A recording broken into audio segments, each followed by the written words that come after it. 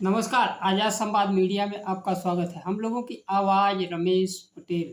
पहली खबर है, बिहार के पूर्व उप मुख्यमंत्री तेजस्वी यादव ने कहा नीतीश सरकार परिवारवाद के घेरे में।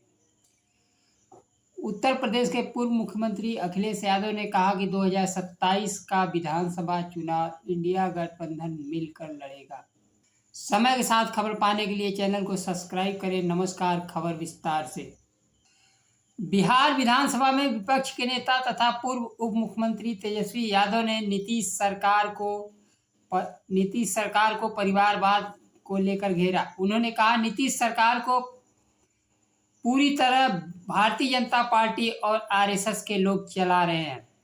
आरएसएस की ही नीतियां और निर्णय पर सरकार चल रही है। हमारी बात को मुख्यमंत्री नीतीश कुमार सार्वजनिक रूप से स्वीकार करके मुहर लगा दी है।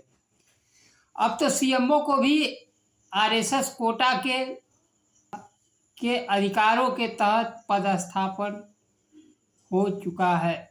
संवाददाताओं से बातचीत करते हुए कहा तेजस्वी यादव ने, हम तो यह जानना चाहते हैं कौन कौन से लोग आरएसएस कोटा के तहत हैं। मुख्यमंत्री को बताना चाहिए। उन्होंने व्यंग के लहजे में कहा, भूजा पार्टी वाले तो ऐसे ही खुश हैं, उन्हें ईश्वरीय वरदान मिल चुका है। संजय झा अपने बच्चों को शिफ्ट फिक्स कर चुके हैं और अशोक चौधरी भी अपने बच्चे को फिक्स कर चुके हैं। डीके कुमार ने अपने पत्नी को भी फिक्स कर दिया है। निशांत कुमार राजनीति में आना चाहते हैं, लेकिन यही भूजा पार्टी वाले साजिश के तहत उन्हें नहीं आने देना चाहते हैं। तेजस्वी यादव ने आरोप लगाया, इन लोगों ने रिश्तेदारों जमाइयों को सेट कर दिया है। ये लोग सत्ता सुख भोग रहे हैं और राजनीति में निशांत कुमार को नहीं आने देना चाहते हैं। तेजस्वी यादव ने प्रधानमंत्री पर भी तीखा हमला बोला। उन्होंने कहा कि प्रधानमंत्री पलायन रोकने नहीं आ रहे, वो यहाँ मुझे और लालू यादव को गाली देने आ रहे हैं। प्रधानमंत्री एक बार फिर बिहार को ठगने आ रहे हैं। प्रधानमंत्री लंबा चौड़ा भाषण देंगे, क्या जमाइयों को माला पहनाएंगे। बिहार में आने वाले विधानसभा चुनाव को लेकर प्रदेश और केंद्रीय नेता सक्रिय हैं। 20 जून को प्रधानमंत्री सिवान में एक रैली करने वाले हैं। बिहार में दामाद और जमाई आयोग के नाम पर सियासत जारी है। तेजस्वी यादव ने सोशल मीडिया पर लिखा, अगर आप किसी के जमाई हो तो प्रधानमंत्री मोदी और मुख्यमंत्री नीतीश कुमार द्वारा संरक्षित बिहार राज्य दामाद आयोग में अप्लाई नहीं कर सकते हैं, क्योंकि इनके सर्वाधिकार खास लोगों तक सीमित है। उन्होंने अपने पोस्ट में लिखा, नेशनल दामाद आयोग। एनडीए को कहा कि यह नेशनल दामाद आयोग है। दामाद आयोग में हर लोगों का अभिनंदन नहीं है। तेजस्वी यादव के पोस्ट पर केंद्रीय मंत्री जीतन राम मांझी ने कहा, बदला लेंगे बदल देंगे।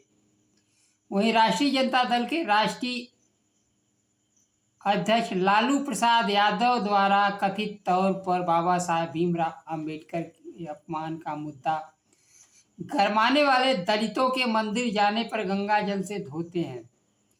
वहीं उत्तर प्रदेश के सर्वोच्च पद पर पूर्व मुख्यमंत्री अखिलेश यादव जब अपना आवाज छोड़े तो उनके भी घर को धुलवाया गया। गंगा जल से घर धोने वाले देश के संसाधनों, भागीदारी और नौकरियों में वंचित कर एनएफएस करने वाले बाबा साहब के अपमान की बात करने लगे हैं। बिहार राज्य अनुसूचित आयोग है। अब मालूम हुआ कि दलितों आदिवासियों के लिए बिहार में अनुसूचित आयोग भी है। वहीं दलितों आदिवासियों के हत्या बलात्कार पर चुप्पी साधे रहने वाला आयोग लालू यादव को नोटिस थमा दिया है। दूसरी खबर उत्तर प्रदेश से है। 2027 में उत्तर प्रदेश विधानसभा का चुनाव होना है। समाजवादी पार्टी के राष्ट्रीय अध्यक्ष और पूर्व मुख्यमंत्री अखिलेश यादव ने कहा, इंडिया गठबंधन एकजुट है और 2027 का विधानसभा चुनाव मिलकर लड़ेगा। हम उस समय सीटों पर बात करेंगे। समाजवादी पार्टी किसी सांसद नेता के बयान पर कुछ भी नहीं कहना चाहती है। जनता पार्टी की सरकार पर उन्होंने आरोप लगाया, महंगाई बेरोजगारी बढ़ाई है। पूरा देश विदेशियों के हाथों में दे दिया है। जो लोग खुद को राष्ट्रवादी कहते हैं, स्वदेशी की बात करते हैं, उन्होंने एफडीआई लगाकर और नीतियां बनाकर देश का बाजार विदेशी सामानों से पाट दिया है। सपा प्रमुख ने कहा कि नमामि गंगे नाम से हजारों करोड़ बजट साफ किया गया और गंगा की सफाई नहीं हो पाई। सरकार ने किसानों की 20% भी गेहूं नहीं खरीद की। सपा सरकार प्रदेश में पहला काऊ मिल्क प्लांट कन्नौज में लगाया था। भारतीय जनता पार्टी की सरकार में यह प्लांट बंद हो गया। उन्होंने कहा, बदायूं में पटेल समाज के साथ अन्याय हुआ, वहीं प्रयागराज में पाल समाज की बेटी के साथ अन्याय हुआ। अहमदाबाद विमान हादसे का जिक्र करते हुए कहा, इतनी बड़ी हादसा के बाद अभी तक किसी जिम्मेदार का इस्तीफा नहीं हुआ है। उन्होंने कहा, जब से विभागों का निजीकरण हुआ है लगातार दुर्घटनाएं हो रही है। ऐसे लगता है कि लोगों को नौकरी देने के लिए सरकार ने अयोग्य लोगों को पदों पर बैठा रखा है। प्रेस वार्ता के दौरान जब सपा प्रमुख से सवाल पूछा गया कि ईरान इजराइल युद्ध के कारण 5,000 लोग उत्तर प्रदेश से इजराइल में फंस गए हैं, तो सपा प्रमुख ने कहा कि मैं आपके माध्यम से निवेदन करूंगा अपने मुख्यमंत्री जी से कि वे सभी एयर इंडिया का जहाज लेकर जाएं और खुद बैठकर जाएं और सभी लोगों को वापस लाएं। घोसी के समाजवादी पार्टी के सांसद राजू राय ने भी यही मांग की थी। उन्होंने सोशल मीडिया पर लिखा था, सीएम गाजे बाजे के साथ यूपी के जितने नौजवानों को यह जानते हुए युद्ध जैसे हालात में भेजा था, अब वहां दिन रात बमबारी चल रही है। मन में ख्याल आता है कि हमारे बच्चों को कैसे सुरक्षित वापसी होगी।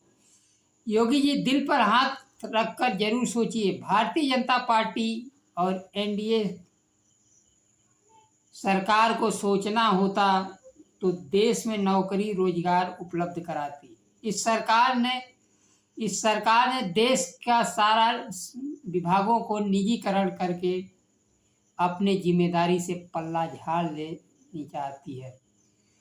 जिम्मेदार पदाधिकारियों से भी उत्तर नहीं मिलेगा।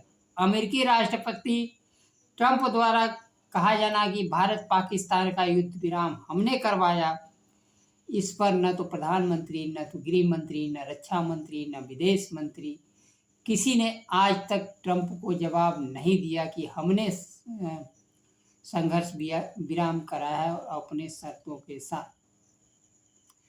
ट्रंप लगातार पूरी दुनिया में घूम कर 14 बार कह चुके हैं कि भारत पाकिस्तान का संघर्ष विराम हमने व्यवसायिक